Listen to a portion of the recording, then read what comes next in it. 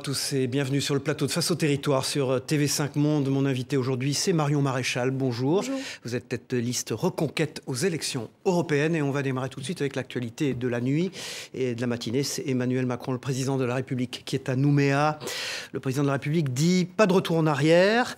Il dit aussi, le chef de l'État, que c'est un mouvement d'insurrection absolument inédit. Ma question, il y a eu 3 référendums, bien sûr, qui ont acté de garder dans la nation ce territoire calédonien. Est-ce que c'est une question pour vous de racisme ?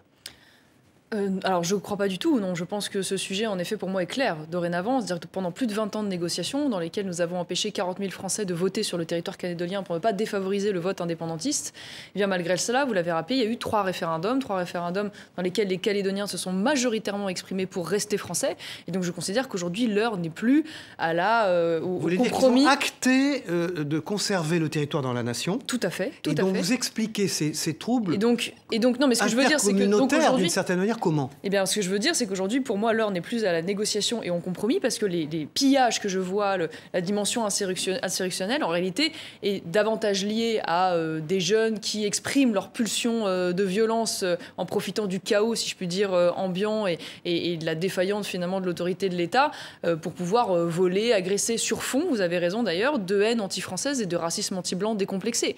Et c'est bien là le drame. Dans les deux sens, hein, ma question, c'était est-ce que oui, dans mais en les deux l'occurrence, sens, on peut parler de racisme ? En l'occurrence, non. Là, en l'occurrence, il n'y a pas d'expression de racisme dans l'autre sens. C'est-à-dire que là, c'est aujourd'hui qui cassent, qui pillent, sont cette jeunesse instrumentalisée par les indépendantistes kanaks, eux-mêmes d'ailleurs, bien souvent instrumentalisés par des puissances étrangères comme l'Azerbaïdjan ou la Chine, hein, qui tentent d'utiliser ces mouvements indépendantistes pour déstabiliser un territoire français. Il faut conserver la Nouvelle-Calédonie pour des raisons quoi, stratégiques dans le Pacifique ? Parce que le fait d'être en Nouvelle-Calédonie fait qu'on a des eaux territoriales très importantes pour nous stratégiquement. Parce que la démocratie s'y est exprimée. Parce que les Calédoniens souhaitent être français, voilà, ils l'ont dit, ils l'ont redit par 3 fois. Particuliers. Et en plus, évidemment, la France a des intérêts particuliers sur territoire qui, géopolitiquement, est un territoire essentiel. Et c'est d'ailleurs le grand enjeu. Ceux qui imaginent demain que, soi-disant, parce que la France partirait, ce territoire serait autonome, se trompent. Cela ne deviendrait qu'une colonie chinoise. Et tous ceux qui ont voté pour rester français, eux, l'ont bien compris, évidemment. C'est Marion Maréchal, tête de liste Reconquête aux élections européennes, qui est notre invitée dans un instant. Armelle Le Goff, directrice adjointe de la rédaction du Point sur ce plateau. Bonjour Armelle Le Goff. Bonjour. Alors parmi vos 92 propositions, vous proposez la suppression de la Commission européenne. Pourquoi ?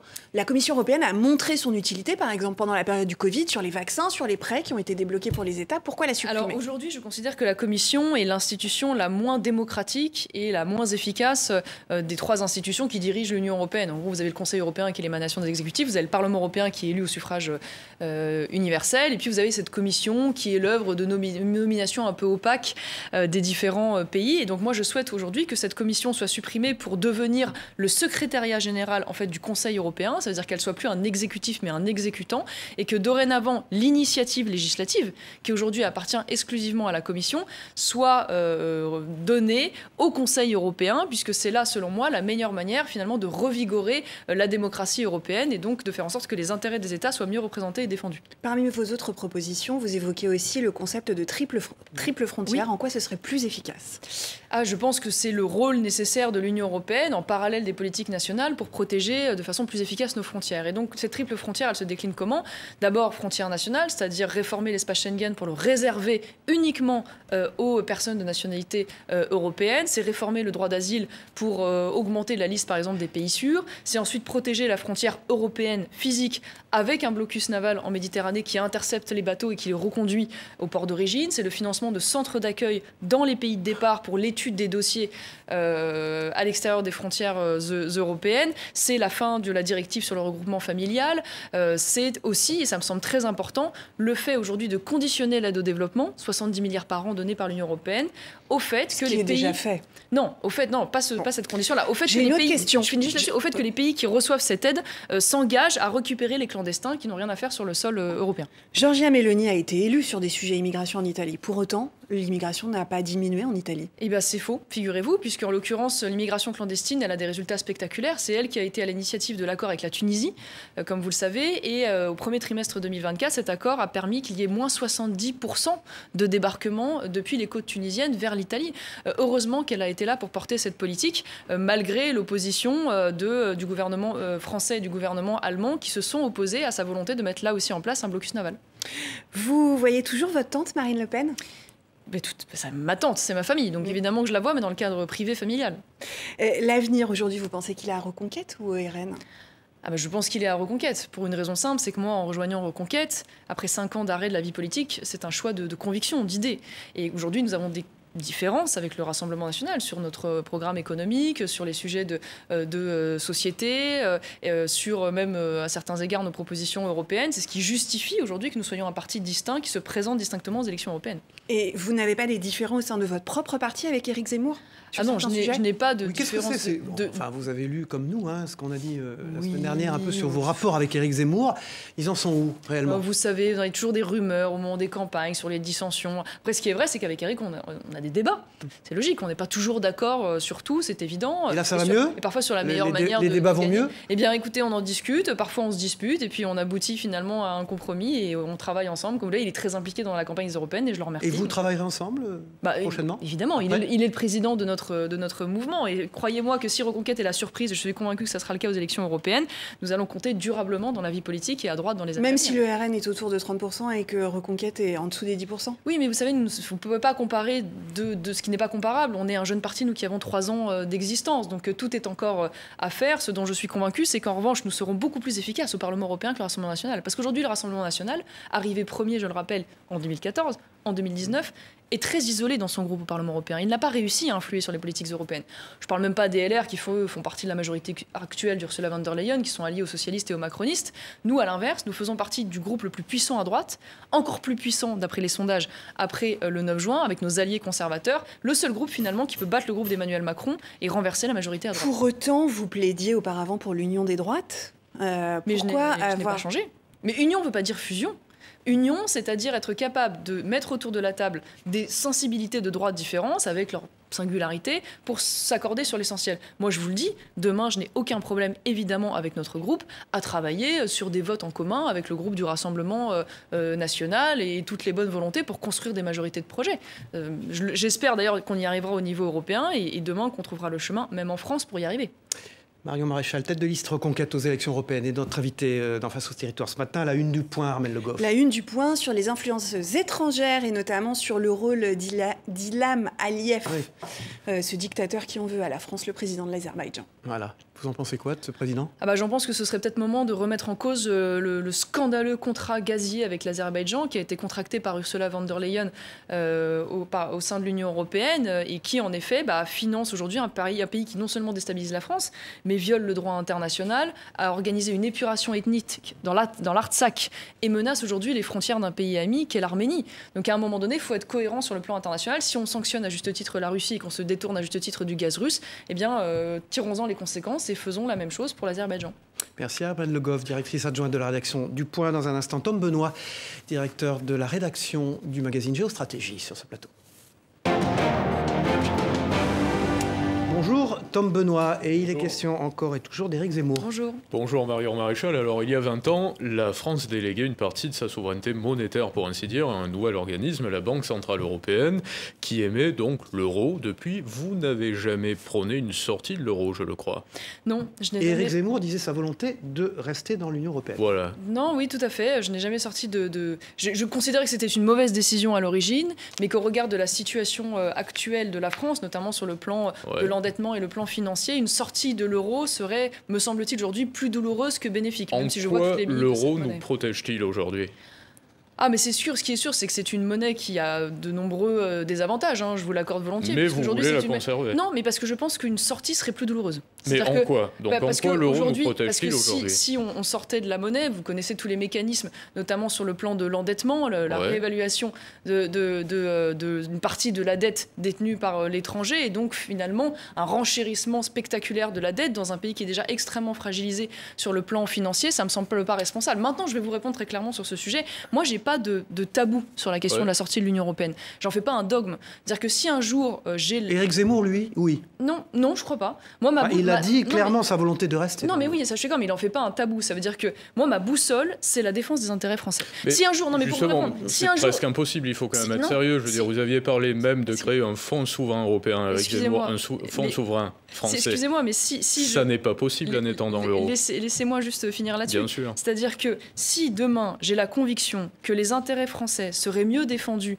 à l'extérieur de l'Union européenne qu'à l'intérieur, je n'aurais aucun scrupule à défendre cette idée. Moi, je vous dis non pour une raison simple à l'heure où nous parlons, c'est que c'est pas au moment, si vous voulez, où nous avons un certain nombre de pays qui sont en train de basculer avec des coalitions des droites et dans une vision différente de l'Union européenne, que nous avons la possibilité de pouvoir changer la majorité au Parlement européen. Vous connaissez ces sujets. Aujourd'hui, on est gouverné par une majorité de centre alliée à la gauche. On voit bien que tous les sondages indiquent qu'il pourrait y avoir une bascule vers la droite, donc une potentielle réorientation d'une partie des politiques européennes grâce à cela, doublée en effet d'un effet domino d'États et de gouvernements successifs qui sont là aussi en train d'arriver aux affaires et qui portent une vision différente de l'Europe. Donc c'est pas au moment où on a pour la première fois l'opportunité de changer les choses qu'on va déserter et qu'on va pas tenter cette troisième voie. Maintenant, j'en ferai le bilan d'ici quelques années. Si véritablement... Éric Zemmour avait parlé de la création d'un fonds souverain français, ce qui n'est pas une mauvaise idée à proprement parler. Mais comment créer un fonds souverain quand on est un pays qui a une balance commerciale déficitaire et quand on est un pays qui n'est pas émetteur de monnaie nationale?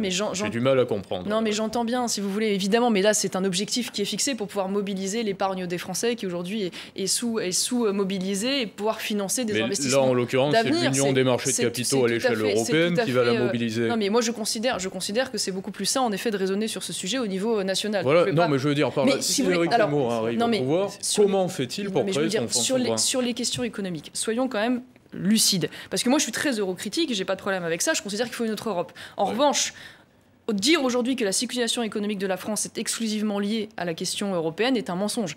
L'enfer fiscal dans lequel on vit aujourd'hui, c'est de la responsabilité de la France. L'enfer normatif et souvent de surtransposition, c'est un choix français. Le coût du travail aujourd'hui particulièrement lourd qui ampute la compétitivité de nos entreprises, c'est la France. Les impôts de production qui sont en train de gréver notre capacité industrielle, ça pour le coup, c'est aussi des choix français. Donc à un moment donné, si vous voulez, je pense qu'il faut quand même être lucide sur le fait que les différentiels de performance économique entre les pays au sein du même marché sont quand même la démonstration que nous aurions beaucoup de capacités de redressement au niveau national qu'aujourd'hui nous n'exploitons pas. Ce qui ne veut pas dire par ailleurs, et là vous avez raison, qu'il n'y a pas des choses à dire sur la politique commerciale de l'Union européenne qui devrait être beaucoup plus défensive qu'elle ne l'est aujourd'hui pour protéger nos marchés. Ce qui ne veut pas dire d'ailleurs qu'on ne devrait pas faciliter bien davantage les aides d'État dans les secteurs stratégiques, plutôt que de vouloir une dette européenne à laquelle moi je n'aspire pas du tout pour contrer notamment l'IRA. Donc oui, il y a évidemment beaucoup de choses. Ce que je veux dire par là, c'est que ça sera soit à l'échelle européenne, soit à l'échelle nationale, mais ça ne peut pas être entre les deux.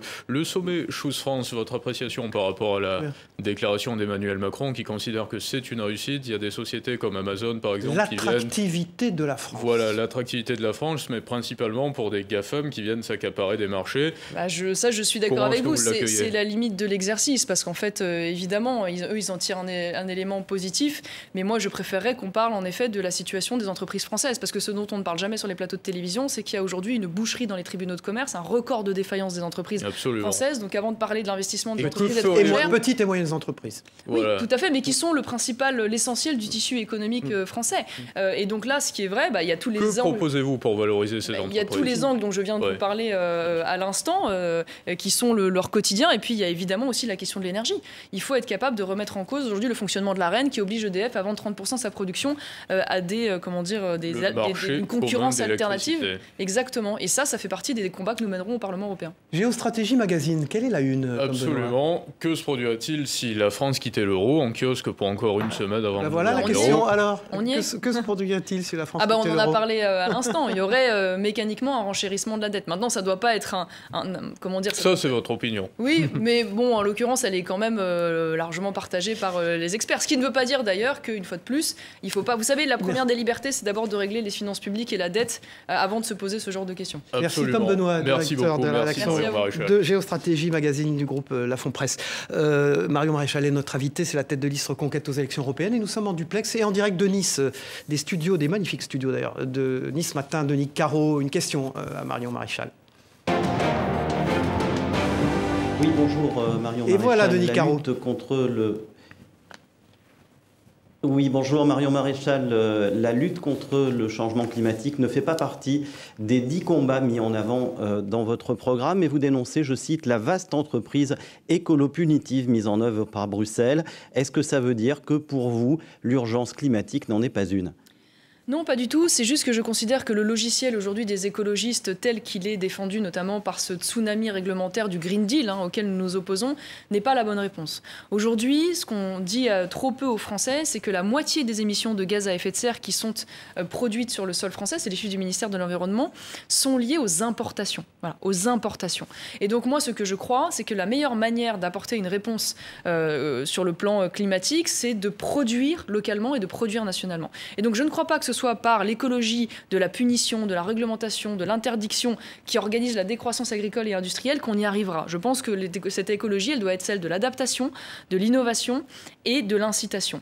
Et donc, par exemple, je défends l'idée que nous puissions avoir une priorité nationale et locale sur les marchés publics pour évidemment favoriser les entreprises qui produisent au plus près. Je considère qu'il faut aussi défendre et le financement de tous les grands projets d'infrastructures de fret et de fluvial. Je pense notamment par exemple au canal, à la ligne Lyon-Turin qui permettrait de sortir 1 million de camions de nos routes et de limiter la pollution équivalente à la ville de Nice. Ça me paraît des objectifs prometteurs. Je considère aujourd'hui qu'une grande partie des financements qui sont orientés vers le renouvelable devraient l'être bien davantage vers le nucléaire. Moi, je plaide même pour un grand plan nucléaire européen et je souhaiterais que nous allions vers des solutions innovantes comme le fameux mini-réacteur modulaire qui, pour moi, fait partie des solutions nucléaires d'avenir plutôt que vers l'éolien dont on connaît toutes les limites puisque chaque fois qu'il y a une éolienne, malheureusement pas très loin, il y a une centrale à charbon. Denis Caro, vous restez avec nous.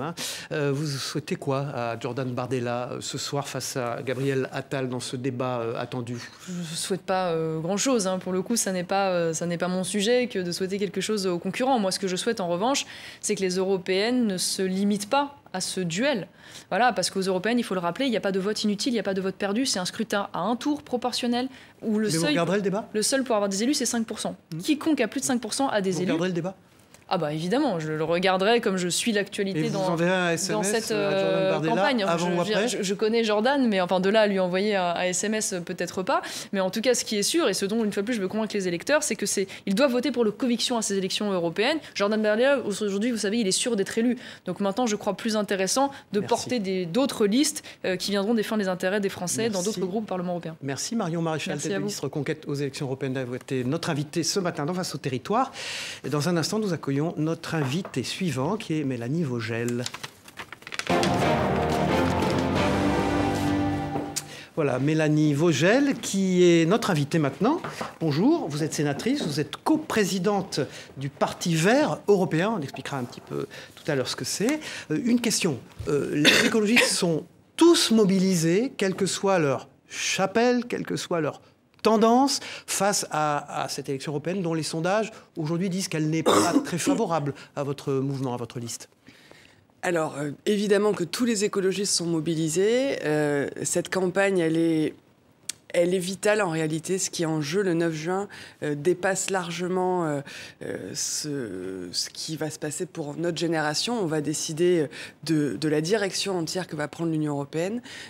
On a à la fois le danger de voir le 9 juin une alliance entre la droite, l'extrême droite et les libéraux, qui a commencé à se construire ces dernières années contre le climat, mais aussi qui a commencé à se construire dans différents États membres contre la justice sociale, contre la démocratie. On a le choix entre ça ou une Europe qui va investir dans le climat, qui va investir dans la justice sociale et qui va protéger le projet européen. C'est ça qui est en jeu le 9 juin. Et moi, je sais, pour avoir passé des années au Parlement européen et pour avoir vu ce que ça avait produit le vote vert en 2019, que le vote écologiste est le seul vote qui peut garantir que l'Europe aille dans la bonne direction. Denis Caro, qui est en duplex en direct de Nice, des studios de Nice Matin.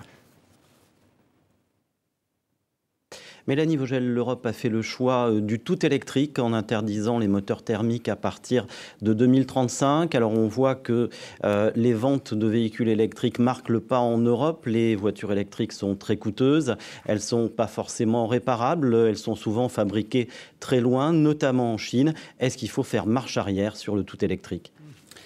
Alors, on a effectivement fait le choix qui était un choix indispensable pour respecter nos propres objectifs et nos engagements internationaux, notamment l'accord de Paris, d'interdire la vente de véhicules thermiques à partir de 2035, ce qui est la seule manière d'avoir la neutralité carbone en 2050. Enfin, sinon, ce n'est pas possible. Économiquement, comment ?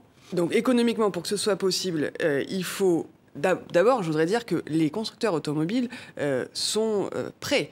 Il y a d'ailleurs un grand nombre de constructeurs automobiles européens qui ont déjà rempli leurs objectifs intermédiaires en vue de 2035. La question, c'est vrai, la question que pose monsieur est juste, c'est qu'il y a aujourd'hui une partie importante de ces véhicules qui n'est pas produite en Europe et au fond un enjeu industriel et de souveraineté industrielle européenne à produire ces véhicules en Europe de manière durable, de manière socialement durable. Et aussi, il faut se le dire, le projet n'est pas de remplacer l'entièreté du parc automobile aujourd'hui thermique par le même nombre de véhicules électriques. L'enjeu est aussi une réforme de nos modes de mobilité pour aller vers les voitures qui sont nécessaires. Parce qu'il y a des trajets qui ne peuvent pas être faits autrement qu'en voiture. Celles-là, elles doivent être neutres en carbone, mais il faut aussi que tout ça aille avec un investissement massif dans les transports publics, dans le ferroviaire, pour qu'il y ait en tout un usage moindre de la voiture individuelle. Denis Caro, quelle est la une de Nice Matin aujourd'hui ? La une de Nice Matin, le tour de vis sur les meublés touristiques. On est très concerné dans les Alpes-Maritimes et dans le Var. Donc ce sujet après les mesures prises par le Sénat cette semaine.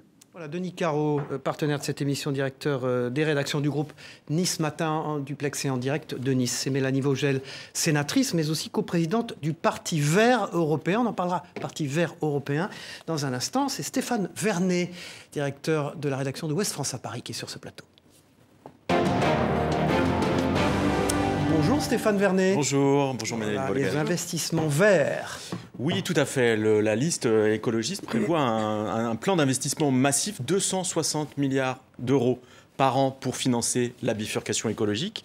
La moitié viendrait de dettes contractées par l'Union et les États membres, et l'autre moitié d'un impôt climatique. Qui va payer cet impôt ? Les citoyens européens vont payer cet impôt climatique ? Encore un, on allait dire. Alors, une partie, effectivement, de ce qu'on appelle Aujourd'hui, nous sommes mis d'accord au niveau européen sur ce qu'on a appelé le pacte vert.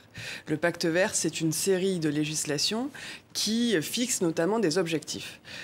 L'enjeu de la prochaine mandature, c'est de mettre en œuvre ce pacte vert. Pour mettre en œuvre ce pacte vert... Ça n'a pas été le cas pour l'instant pour vous? Pour l'instant, on a principalement établi des normes et fixé des objectifs, ce qui est nécessaire. C'est pour ça qu'il est aussi critiqué, le pacte vert, aujourd'hui, c'est qu'il a surtout produit de la norme plus que de l'action.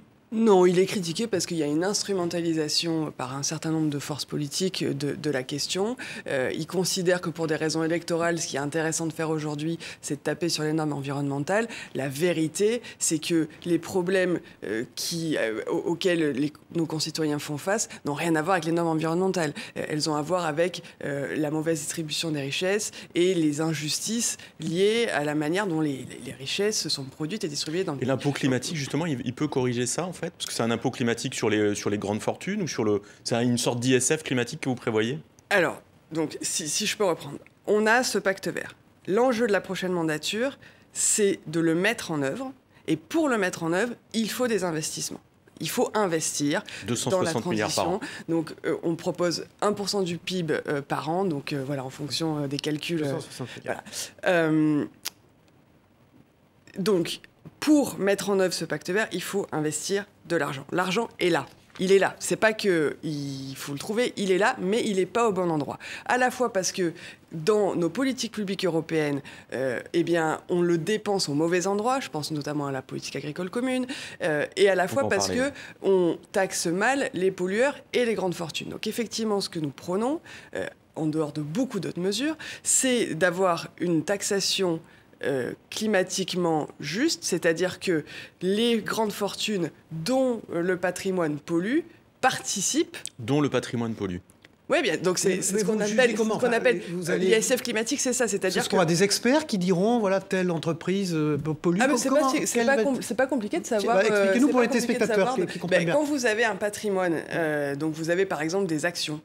Et ces actions sont dans des entreprises. Et ces entreprises, elles ont un impact carbone. Et donc, si vous avez des actions dans une entreprise qui produit des renouvelables, eh bien, vous ne serez pas taxé pareil que si vous avez des actions dans une entreprise qui produit des fossiles. Parce que votre patrimoine, d'un côté, participe à la transition, et si cette de l'autre entreprise produit les à deux. la crise climatique. Alors, regardez Total Energy qui se lance aussi dans le renouvelable oui, donc ça, et qui a des fossiles. Vous faites comment? Vous faites comment? Oui, il y a un impact carbone des activités de Total. Ils produisent donc d'un côté vous taxez et de l'autre côté vous détaxerez. Non, dans la même entreprise. Non, de ceux qui investissent vos parts en fonction seront jugées en fonction de l'activité de Total. Elle fait quoi? Aujourd'hui, majoritairement, elle produit du carbone. Ils en produisent un peu moins que s'ils produisaient pas ils vont vers une énergie plus verte. Exactement. Et donc, si comme actionnaire vous participez à faire que demain Total soit neutre en carbone. C'est compliqué de distinguer les actionnaires de ceux qui investissent dans Total. Mais c'est très compliqué, impossible même. Non, c'est pas impossible, c'est pas vrai. C'est pas vrai. C'est possible de juger. Et d'ailleurs, on a des études sur, par exemple, le portefeuille de la Banque européenne d'investissement, qui, en investissant, a un impact sur le climat. Si vous investissez dans des entreprises polluantes, vous n'avez pas le même impact que si vous investissez dans les renouvelables. Et donc ça se calcule. Stéphane Vernet. Vous avez évoqué la politique agricole commune, la PAC. Ce sera le premier ou un des tout premiers dossiers qui seront étudiés par les nouveaux eurodéputés. Parce qu'il faut la réformer, la refondre, la transformer. Quelle est la PAC que les écologistes veulent prôner? Alors, la PAC les grands axes. Qu'est-ce que vous changez en fait? Alors, on change où va l'argent. Aujourd'hui, la PAC, c'est le premier poste budgétaire de l'Union européenne. Donc, c'est un levier extrêmement important d'un point de vue financier sur la manière dont l'agriculture se passe en Europe. Donc c'est très fort, c'est un outil de politique publique extrêmement puissant.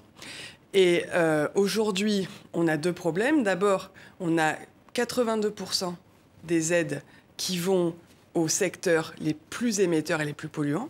Donc vous changeriez de secteur, vous réorienterez les aides. Et deuxièmement, on a 80% des aides qui vont à 20% seulement des exploitations, puisqu'on a cette règle qui est complètement absurde. Le calcul des aides à l'hectare. Voilà, c'est-à-dire que plus vous êtes gros, plus vous avez d'argent.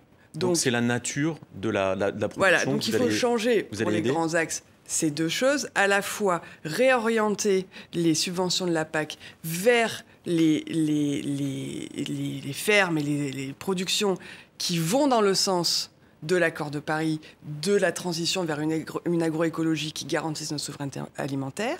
Et deuxièmement, changer la répartition des aides pour qu'elles financent d'abord celles et ceux qui en ont le plus besoin. On a beaucoup raconté. Vous vous souvenez, au moment de la crise des agriculteurs, on a essayé de faire croire aux gens que le problème des agriculteurs, c'était les normes environnementales. Et d'ailleurs, vous avez vu que le gouvernement... Vous aviez aussi les agriculteurs qui le disaient, qui étaient les premiers à le dire. Et, honnêtement, il y avait quelques agriculteurs qui disaient ça, c'est vrai. Mais pas la majorité. Non, pas la majorité. D'ailleurs, il y a des études qui sont sorties qui montrent que vous avez plus de 60% des agriculteurs qui disent que la transition écologique est une nécessité et environ 20% qui disent que c'est une opportunité. Il y a environ 15% seulement des agriculteurs qui pensent que c'est un problème. Mais juste, laissez-moi finir parce que je pense que c'est important. Rapidement, parce qu'il y a encore une question. Oui, je fais vite. On a dit le problème des agriculteurs, c'est les normes environnementales.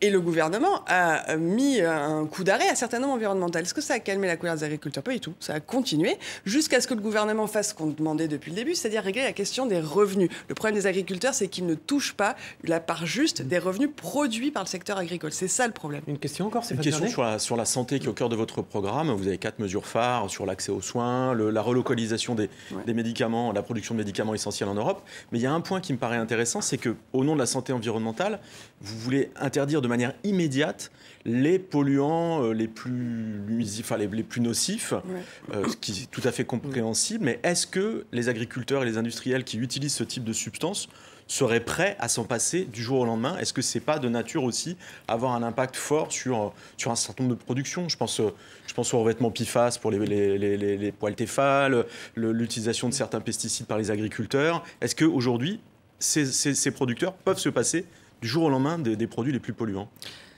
Alors, pour certains, ils peuvent s'en passer du jour au lendemain. Pour d'autres, c'est pas du jour au lendemain. Et de toute façon, il faut les accompagner. Ça, c'est évident. Mais les agriculteurs, ils ont besoin d'un sol fertile, d'une eau propre et d'un écosystème qui fonctionne. C'est leur facteur de production. Les agriculteurs ont besoin que nous protégions la nature puisqu'ils ont besoin de ça pour pouvoir produire. Donc évidemment, ils sont aujourd'hui prisonniers d'un système qui les a, c'est vrai, rendus dépendants aux intrants chimiques, mais c'est dans l'intérêt d'abord des agriculteurs qui sont d'ailleurs les premiers à souffrir des pollutions. C'est eux qui utilisent les produits chimiques en premier, qui ensuite se retrouvent dans la nature, etc. Mais bien sûr que à terme, c'est en leur faveur. Il faut évidemment les accompagner. On n'a jamais proposé de les laisser se débrouiller tout seuls. La une de Ouest France, Stéphane Vernet. La une de Ouest France porte sur la réforme de l'audiovisuel public qui est assez contestée. La fusion, les projets de fusion passent mal. Merci Stéphane Vernet, directeur de la rédaction du bureau de Paris de Ouest France, d'avoir co-interviewé Mélanie Vogel, qui est notre invitée sénatrice et coprésidente du Parti vert européen. On continue dans un instant. Floréal Hernandez, rédacteur en chef de 20 minutes, est sur ce plateau. Bonjour Floréal Hernandez, 20 minutes, partenaire de cette émission, avec des comparatifs que vous avez trouvés qui nous intéressent. Bonjour Mélanie. Bonjour. Comment faire que la fin de campagne de Marie Toussaint ressemble à celle de Yannick Jadot en 2019 ? Il était crédité de 8% dans les sondages et finalement il finit à 14%, près de 14%, Ouais. belle performance. Là, Marie Toussaint est annoncée à 5,5%. Ouais. Comment faire une fin de campagne en boulet de canon ? Alors, j'aime bien que vous me posiez la question comme ça parce que justement, c'est là que réside le nœud du sujet. Ce qui a fait qu'en 2019, nous sommes passés d'un moment où effectivement on était entre 7 et 8% pour ce que valent les sondages. Parce Oui, que, bien bon, sûr, voilà, bien on a sûr. bien vu qu'à la fin, c'était pas du tout ça. À le temps taux donné, réel. hein. Voilà, bref. Qu'est-ce qui a fait la différence ? C'est la mobilisation de la jeunesse et des personnes qui ont cru à un moment donné que c'était important d'aller voter aux De élections votre européennes. électorat, en gros. Oui, c'est le Ah, fait oui. qu'il y a eu, en 2019, une mobilisation plus forte des personnes pour qui le climat, la santé, la justice sociale et l'Europe, ça compte. Donc, Mais Et donc, en ce moment, on a l'impression que ces personnes-là se reportent plutôt vers Raphaël Glucksmann. En tout cas, c'est... alors, il y a un enjeu qui est effectivement qu'en gros, on a du mal en France, bon, il n'y a pas qu'en France, hein, mais à européaniser la campagne. Et donc, on peut avoir un candidat qui fait campagne sur un projet qui n'est pas celui qui est défendu par sa famille européenne et qui n'est pas celui qui est mis en œuvre par son groupe au Parlement européen. Et bah, ça passe. Donc ça, c'est un premier problème.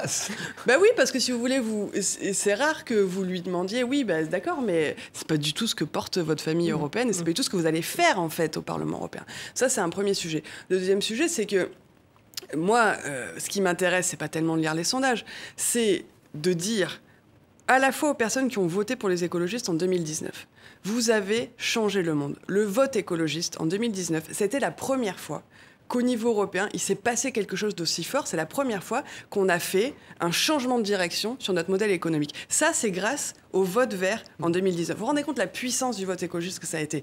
C'est grâce aux personnes qui sont allées manifester, mais qui n'ont pas fait que ça, qui en 2019 sont allés dans les urnes. C'est grâce à elles et à eux qu'on a eu le pacte vert, qu'on a eu l'amorce de la transition écologique. C'est grâce aussi aux partenaires et aux autres gouvernements en Europe qui ont évidemment été dans ce sens-là aussi. Et C'est grâce ils ne aux autres l'auraient- majorités vertes. Alors, pas que les la autres française.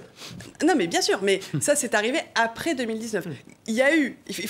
La politique, c'est comme ça. Les citoyens envoient des messages au moment des élections. En 2019, les citoyens européens ont dit « on veut de l'action climatique. Protéger la planète, protégez-nous, protéger l'Europe. » Et donc, l'Europe s'est mise à faire ça. Jamais on n'aurait eu le pacte vert si on n'avait pas eu ce message. Et donc, aujourd'hui, ça, c'est en jeu. Le 9 juin.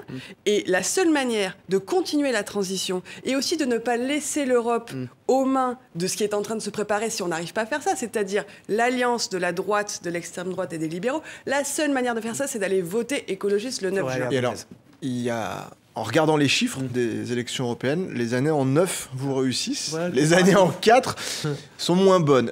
Malheureusement, on est une année en 4, vous pouvez encore faire changer les chiffres. Comment vous je ne peux pas mentir changer le le destin. fait qu'on est une année en 4. Voilà. Ça, je ne peux pas Mentir le changer. destin. Comment vous expliquez ça et pourquoi vous n'arrivez pas à avoir cette dynamique positive sur 2 élections? Alors effectivement, vous le disiez, il peut y avoir un backlash avec les conservateurs sur les idées, en tout cas progressistes au niveau écologique. Comment on explique que vous n'arrivez pas à enchaîner 2 élections européennes au même niveau? Est-ce que c'est une question complémentaire de leader et de leadership?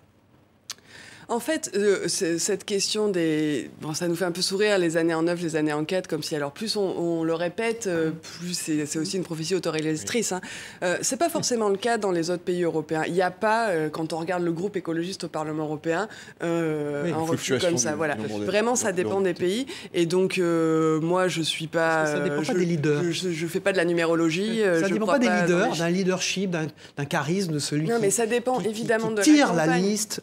Oui, d'accord. Ou Ça celle qui tire la liste. Ça dépend évidemment de la campagne, et c'est ça, on a 2 semaines, et pendant ces 2 semaines, nous sommes toutes et toutes mobilisés pour rappeler, et vraiment c'est mon message aujourd'hui, la puissance du vote écologiste. En fait, en allant voter écologiste, on va sauver ou pas la trajectoire de l'Europe. Et sauver ou pas l'Europe tout court, parce que s'il n'y a pas de majorité au prochain Parlement européen pour continuer le pacte vert. S'il n'y a pas de majorité au prochain Parlement européen pour protéger les libertés publiques et pour investir dans la justice sociale. L'alternative, c'est l'arrivée au pouvoir d'une coalition avec l'extrême droite. Et si c'est ça, c'est pas seulement le pacte vert qui est en danger, c'est l'essence même du projet européen. Donc pour toutes celles et ceux qui croient en l'Europe, qui veulent une Europe forte, qui veulent qu'on investisse dans le climat, qui veulent qu'on protège l'Ukraine, il faut voter écologiste. Dernière question, Florent. Et pourquoi, en tant que coprésidente du Parti vert européen, vous êtes en position inéligible? Parce que vous êtes 77e.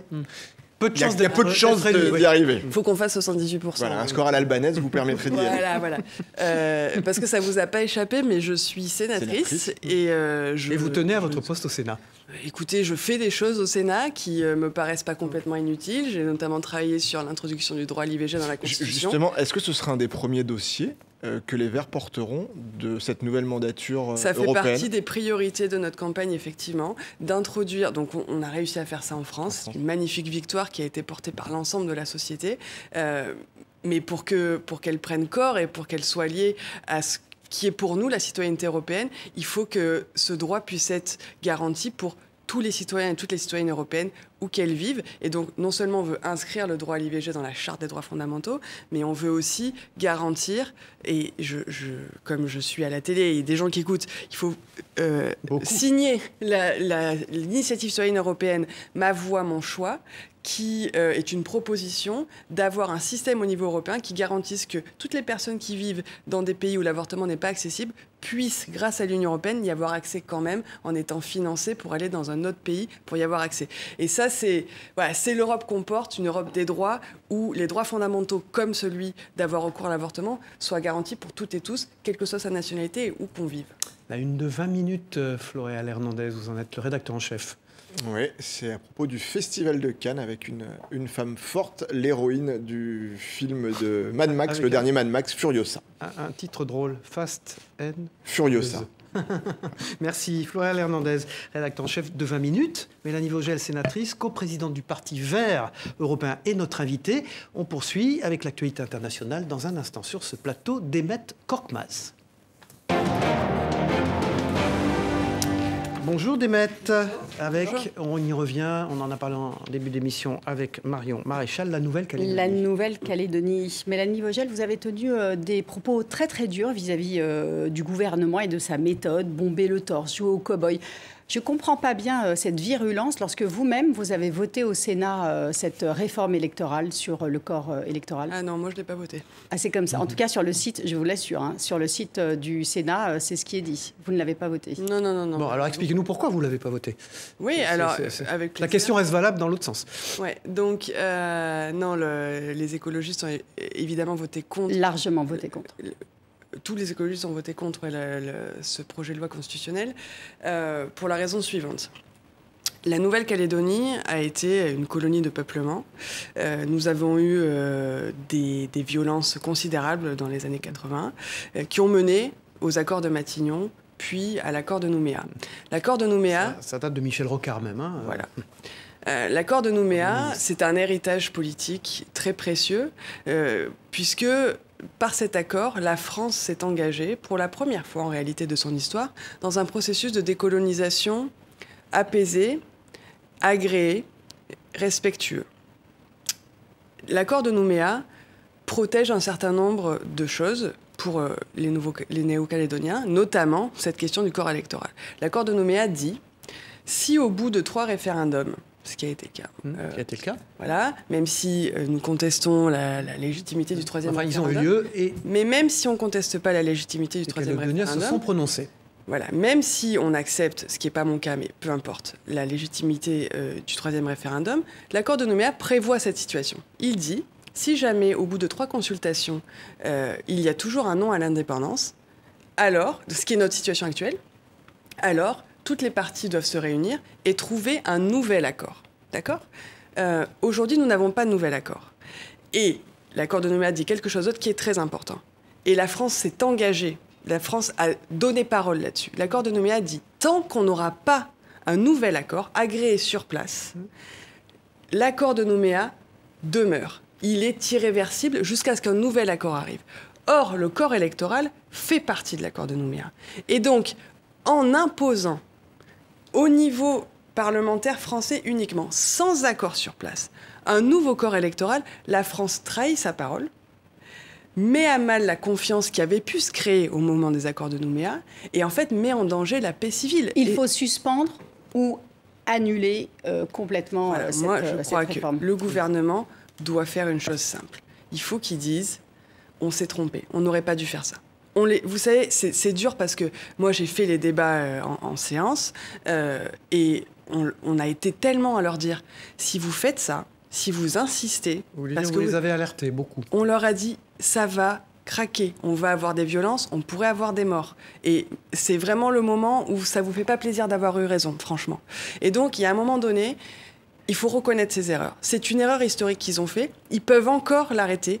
Et le geste maintenant qu'il faut faire absolument, c'est de retirer cet accord, de retirer cette loi et de dire voilà, on s'est trompé. C'est pas le sens des propos d'Emmanuel Macron. Je sais, ni du haut commissaire de la République qui dit qu'il faut rétablir l'ordre républicain quoi qu'il en coûte. L'ordre républicain, comme vous l'appelez, le calme, la paix civile sera rétablie quand le gouvernement aura retiré ce texte. Et moi, je suis très inquiète de ce que j'ai entendu d'Emmanuel Macron en Nouvelle-Calédonie, puisque... Il a eu raison d'y aller tout de même, il est président de la République. Qu'il y aille, c'est bien. Le problème, c'est que s'il y va pour rien dire de nouveau par rapport à ce qui a été dit à Paris, et qu'il explique aux Kanaks, écoutez les amis, en fait, c'est mes conditions ou rien... Moi, j'ai peur que ça s'empire. Donc, on est là face à une responsabilité. C'est grave, en fait. Il y a aussi en toile de fond de cette crise ce qu'on appelle les influences étrangères. Est-ce que vous pensez que c'est une parade ou est-ce que ces influences étrangères sont réelles sur l'archipel ? Non, c'est en partie... alors, c'est vrai que la Chine a des intérêts en Nouvelle-Calédonie, etc. Mais là, c'est purement utilisé par le gouvernement ce n'est pas ce qui est en jeu là aujourd'hui. Ce qui est en jeu, c'est une rupture de confiance dans un processus de décolonisation qui est le seul. Si on arrivait à le réussir, celui-là serait le seul que la France a réussi. Oui, bon, et c'est ça qui est en jeu. La raison pour laquelle ça éclate en Nouvelle-Calédonie, c'est pas l'Azerbaïdjan. La raison pour laquelle ça éclate en Nouvelle-Calédonie, c'est parce que l'État français a rompu sa promesse. Bloquer TikTok, c'est indispensable. C'est indispensable ou est-ce que c'est une atteinte aux libertés ? C'est un précédent, parce que ça n'est jamais arrivé qu'on bloque un réseau social dans un pays démocratique purement et simplement. Et donc c'est très inquiétant. C'est très inquiétant parce qu'en fait, ce que ça montre, c'est...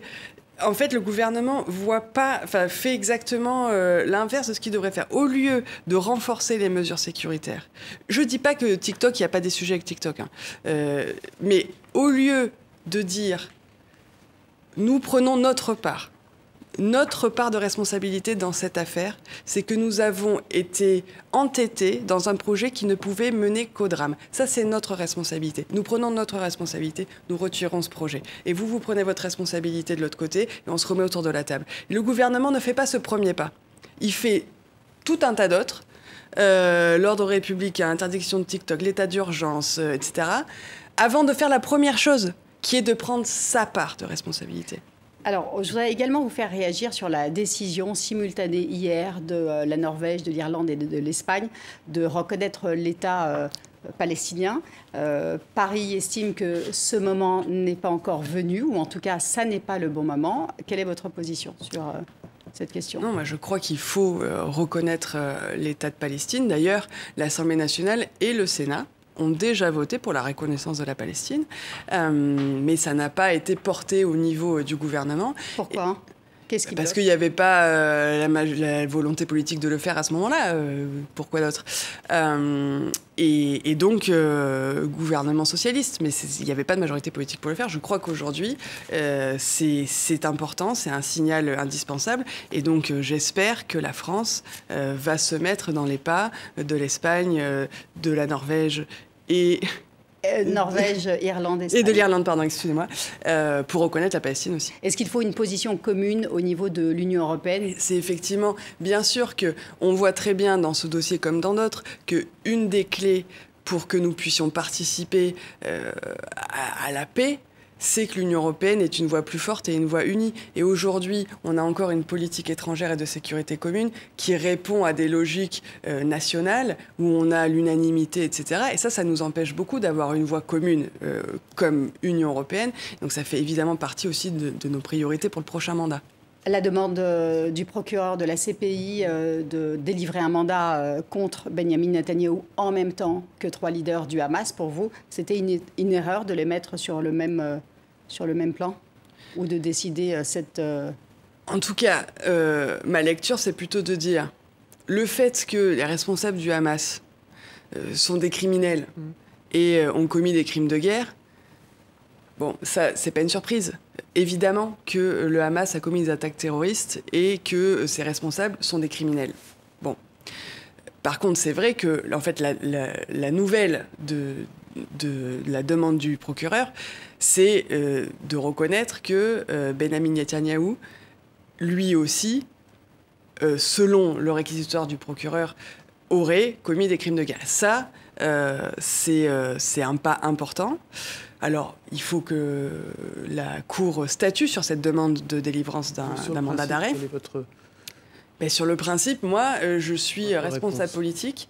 Je ne commente pas les décisions d'un procureur. Je soutiens le fait que la Cour pénale internationale puisse faire son travail correctement. Moi, je crois que le moment où les politiques, comme on fait une partie des Républicains, etc., le moment où les politiques commencent à s'insurger de décisions de justice, surtout en ce moment de décisions de justice de la Cour pénale internationale, on est en grave danger. Donc moi, mon rôle de politique, ce n'est pas de commenter la décision, c'est de dire, pour l'instant, il n'y a pas de décision par ailleurs, mais le réquisitoire est accablant. On verra s'il est suivi ou pas. S'il est suivi, il faut évidemment soutenir pleinement le travail de la Cour pénale internationale. C'est indispensable pour que le droit international continue d'exister et que donc l'ordre global international... Aux voix de la Suède, de l'Espagne, de l'Irlande, selon vous ? Pardon ? Il faut se joindre aux voix de la Suède, de l'Espagne, de l'Irlande dans cette affaire ? Oui, c'est ce que j'ai dit tout à l'heure. Oui. Clairement. Oui. Merci Demet Korkmaz, vous êtes journaliste à la rédaction internationale de TV5 Monde. Mélanie Vogel, vous êtes sénatrice, on l'a dit, vous êtes coprésidente du Parti Vert européen. On ne comprend pas bien les différentes marques, entre guillemets, de ce que sont les écologistes. Alors il y a une tête de liste qui s'appelle Marie Toussaint, qui est tête de liste Europe Écologie Les Verts. Vous êtes coprésidente du Parti Vert européen. Est-ce qu'il n'y a pas un problème pour les électeurs, pour les Français, de confusion de ce que sont les écologistes aujourd'hui, y compris sur les personnes. Est-ce que c'est une bonne candidate, Marie Toussaint, par exemple ? Alors déjà, je pense pas qu'il y ait de confusion sur qui sont les écologistes. C'est assez clair. La liste portée par Marie Toussaint en France, c'est la liste écologiste.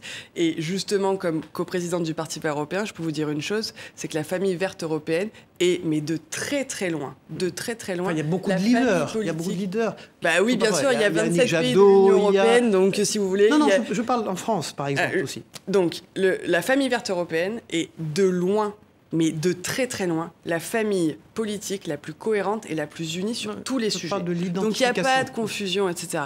Non, c'est très clair, Marie Toussaint est notre tête de liste. Je pense que ça vous a pas échappé. Je sais pas de quel problème vous me parlez là, mais Yannick Jadot, il y a beaucoup de leaders écologistes. Et c'est un problème d'avoir beaucoup de leaders écologistes. Non, c'est plutôt une bonne chose, quelquefois, comme ils sont pas toujours renouvelés à chaque élection, on en a parlé dans l'émission, il y a une espèce de forme de confusion aujourd'hui est le leader, qui a le leadership chez vous. Vous êtes présidente, par exemple, du Parti vert européen. C'est positif, non, d'avoir, oui. Donc, l'écologie est une famille européenne. Moi, je co-préside. Qui est le leader aujourd'hui ? Qui est le leader aujourd'hui ? On a une secrétaire nationale, la chef du parti, c'est Marine Tondelier. Oui. C'est elle. Ah oui, c'est la chef de notre parti. Et puis, Marie Toussaint est la tête de liste de notre liste aux élections européennes. Je vois pas en quoi c'est moins clair que dans toutes les autres familles politiques. Si vous voulez, Raphaël Glucksmann, il est tête de liste de la liste socialiste. Olivier Faure, c'est le chef du Parti socialiste. Et puis, voilà. Donc, Au présidentiel, par exemple Au présidentiel, c'était Yannick Jadot, notre candidat. Oui. Alors, en 2027... Qui n'est même plus éligible sur la liste. Oui, enfin comme moi, il est en bas de liste. Oui, parce que Yannick Jadot, il a fait 3 mandats, il a passé 15 ans au Parlement européen, il y a fait beaucoup de choses, et aujourd'hui, il est sénateur. Bon, c'est un parcours, ma foi, je veux dire, honorable, je vois pas le problème. Merci. Je vous en prie. Marie Vogel, sénatrice, coprésidente du Parti vert européen. Merci beaucoup. Merci Demettre Corpins. Les programmes continuent sur TV5 Monde. Au revoir.